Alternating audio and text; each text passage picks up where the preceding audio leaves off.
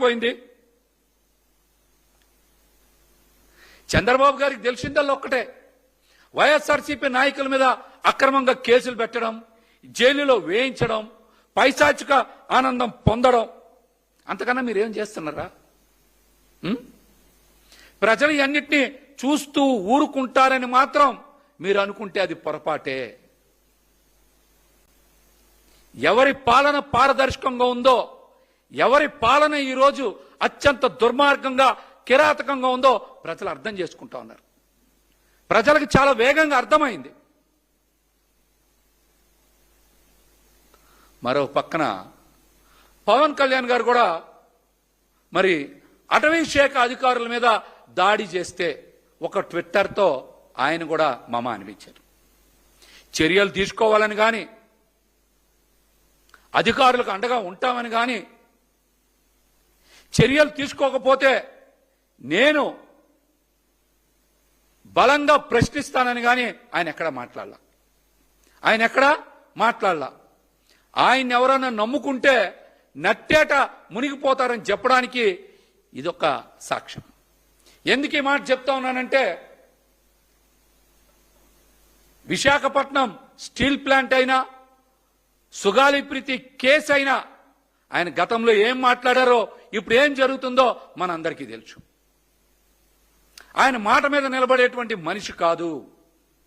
ఆయన జనసేన పార్టీ కోసమో ఈ రాష్ట్ర ప్రజల కోసమో పనిచేసేటువంటి వ్యక్తి పవన్ కళ్యాణ్ గారు కాదు. ఆయన వ్యక్తిగత స్వార్థ ప్రయోజనాల కోసమో లేకపోతే చంద్రబాబు నాయుడు గారి కోసం మాత్రమే పనిచేసేటువంటి మనిషి పవన్ కళ్యాణ్ గారు. స్టీల్ ప్లాంట్ ప్రైవేటీకరణ మీద ఆయన మాట్లాడారా? సుగాలి ప్రీతి కేసు మీద ఏమైనా మాట్లాడారా? నిన్న అటవీ శాఖ అధికారుల మీద దాడి చేస్తే ఆయన ఏమైనా బయటకు వచ్చి మాట్లాడారా? అంటే ఆయనకి వ్యక్తిగత ప్రయోజనాలే ముఖ్యం, ప్రజలు గాని పార్టీ గాని ముఖ్యం కాదని చెప్పడానికే ఈ మాట చెప్తా ఉన్నాం. ఆయన్ని నమ్ముకుంటే ఎవరైనా సరే నట్టేట మునిగిపోతారని చెప్పడానికి నిన్నటి సంఘటన కూడా ఒక ఉదాహరణని చెప్తా. చంద్రబాబు నాయుడు గారి పాలన రాక్షస పాలన, ఆయనది బండరాయి పాలన. అరాచకాల్ని, అన్యాయాల్ని, దౌర్జన్యాలు చేస్తే ప్రజలు చూస్తూ ఊరుకోరని హెచ్చరిస్తా ఉన్నాం. అతి తొందరలోనే మీకు ప్రజలు బుద్ధి చెప్తారని కూడా తెలియజేస్తా ఉన్నాం. రక్షిత మంచినీటి పథకం గురించి, గ్రామాల్లో రాబోయే రోజుల్లో చేయబోయే కార్యక్రమాలు, పంచాయతీరాజ్ శాఖ ద్వారా కానివ్వండి, మున్సిపల్ అడ్మినిస్ట్రేషన్ ద్వారా కానివ్వండి, క్షేత్రస్థాయిలో రైతులకు మేము అందించిన సహాయం రాబోయే రోజుల్లో మరింత మెరుగుపరిచే విధంగా ఏ విధంగా తీసుకెళ్లబోతున్నాం. అదేవిధంగా ఉపాధి కల్పనలో పర్యాటక శాఖ ఏ విధంగా దూసుకుంటూ ముందుకెళ్తోందో ఆ వివరాలు కూడా అందరికీ ఒక ఫోటో ఎగ్జిబిషన్ రూపంలో తీసుకురాబోతున్నాం. అనేక అంశాలపైన చర్చించుకునే అవకాశం ఎందుకు కల్పిస్తున్నాం అంటే, నాయకత్వం ముందుకు రావాలి. యువతలో ఉన్న ఆ పట్టుదల ఏదైతే వాళ్ళు పవన్ కళ్యాణ్ గారితో ఈ సుదీర్ఘమైన ప్రస్థానంలో ధైర్యంగా నిలబడ్డారో, ఏ ఆశయ సాధన కోసం వాళ్ళు 2014 నుంచి ఆయనతో నిలబడ్డారో మరొక్కసారి రీఎనర్జైజ్ చేసేటట్టు ప్రతి ఒక్కళ్ళలో కూడా ఎమర్జింగ్ లీడర్గా ఒక మార్పు తీసుకురావడం కోసం ఒక ప్రయత్నం జనసేన పార్టీ నిరంతరంగా చేస్తూ వచ్చింది. ఈ సందర్భంగా కూడా దాన్ని ముందు తీసుకొస్తాం. ప్రత్యేకంగా సోషల్ మీడియాని ఉపయోగించి ఒక అస్త్రంగా గత 5 సంవత్సరాల్లో వాళ్ళు చేసిన దుష్ప్రచారం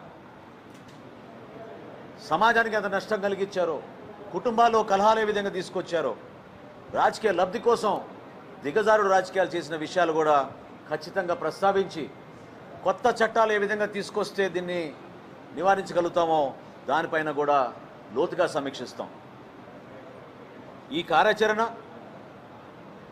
సమాజంలో ఎక్కువ సమస్యలు ఎదుర్కొంటున్న మన మిడిల్ క్లాస్ ప్రతిరోజు ఉద్యోగం రీత్యా వాళ్ళ బిడ్డను చదివించుకునే సందర్భంలో గత సంవత్సరం నుంచి మేము అందించిన సుపరిపాలన, సంక్షేమం సూపర్ 6 ద్వారా మేము అందించిన కార్యక్రమాలు ఎంతవరకు మేము చేయగలిగాం, మరింత మెరుగైన సేవలు చేయడానికి మేము ఏం కార్యక్రమాలు చేయాలి, ఈ సమాచారం జనసేన పార్టీలో ఉన్న క్రియాశీలక సభ్యులు ఒక బాధ్యతతోటి క్షేత్రస్థాయిలో తీసుకెళ్లే విధంగా ఈ కార్యాచరణని మా పార్టీ అధ్యక్షులు పవన్ కళ్యాణ్ గారు ముందుకు తీసుకొచ్చారు. ఇది ఒక అద్భుతమైన సమావేశం. 3 రోజుల పాటు విశాఖపట్నంలో రాష్ట్ర ఉప ముఖ్యమంత్రి మా పార్టీ అధ్యక్షులు పవన్ కళ్యాణ్ గారు అందుబాటులో ఉండి మా క్యాడర్ తోటి ఆయన ముఖాముఖి సమావేశాలు ఏర్పాటు చేసుకుని వాళ్ళ మనోభావాలు తెలుసుకునే విధంగా, వాళ్ళలో ఒక ధైర్యం నింపే విధంగా, రాబోయే రోజుల్లో కర్తవ్యంతో ఒక బాధ్యతతోటి కూటమిలో మనం ఎట్లా కలిసి పనిచేయాలి, ఏ విధంగా మన కార్యాచరణ ముందుకు తీసుకెళ్లాలి, దానిపైన ఈ ప్రోగ్రాం రూపొందించడం జరిగింది. దీనికి ఒక నామకరణ, ఒక అద్భుతమైన టైటిల్ కూడా ఆయన డిసైడ్ చేసి చెప్పారు. సేనతోటి సేనాని. జనసేనలో ఉన్న మా వీర మహిళలు, మా జన సైనికులు, వీళ్ళందరితో కూడా పార్టీలో ఉన్న నాయకులతోటి కష్టపడి క్షేత్రస్థాయిలో పోరాటం చేసి గెలిచిన మా గౌరవ శాసనసభ్యులు, పార్లమెంట్ సభ్యులు, శాసన మండలి సభ్యులు, అదేవిధంగా మా కార్పొరేటర్లు, పార్టీ నుంచి గుర్తింపు పొందిన పదవుల్లో ఉన్న నాయకులు అందరికీ కూడా ఈ అవకాశాన్ని మా పార్టీ అధ్యక్షులు పవన్ కళ్యాణ్ గారు సంవత్సరం పాటు ప్రభుత్వంలో ఉన్న కార్యక్రమాలపైన పూర్తి దృష్టి సారించి పార్టీ పైన పూర్తి సమయం ఇవ్వలేకపోయారు. ఆ సమయం ఇప్పుడు వచ్చింది.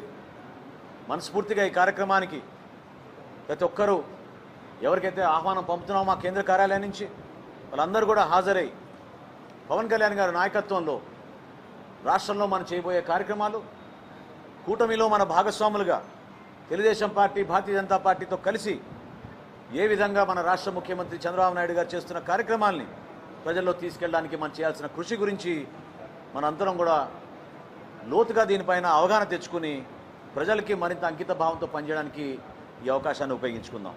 ఈ సందర్భంగా సేనాతో సేనాని అనే ఒక పోస్టర్ ఆవిష్కరించబోతున్నాం.